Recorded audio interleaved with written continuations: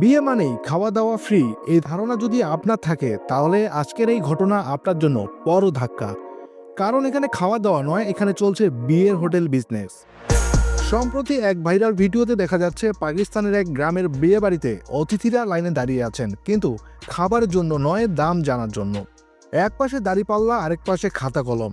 1 KG pulao দাম 2,000 টাকা, 2 KG মুরগির মাংস 5,000 টাকা, সবজি সেটাও ছাড় নয়, মাত্র 1,000 টাকা। মানে বুঝতেই পারছেন, প্লেট যত ভারী খাবার পকেট তত হালকা। খাটিয়ায় বসে হিসাব রাখছেন একজন, আর পাশে বসে তদারকি করছেন স্বয়ং বর। বিয়ের পোশাক পরে বর দেখছেন কে কত খাচ্ছে আর কে কত দিচ্ছে। কেউ প্লেটে খাবার তুলে নিচ্ছেন, কেউ আবার দাম শুনেই বাড়ি পথ ধরছেন। নেটিজেনরা বলছেন, টাকাই দিয়ে যদি খেতে হয় রেস্তোরাঁই ভালো। তবে হাসির আড়ালেও আছে কঠিন বাস্তবতা। পাকিস্তানের মুদ্রাস্ফীতিতে প্রায় 38% খাবারের দাম আকাশ ছোঁয়া। বিয়ে এখন অনেক পরিবারের কাছে উৎসব নয়, বরং হিসাবের খাতা। তাই বিয়েতে যাওয়ার আগে আমন্ত্রণ পত্রের সঙ্গে এখন প্রশ্ন একটাই: মেনু ফ্রি না কেজি দরে?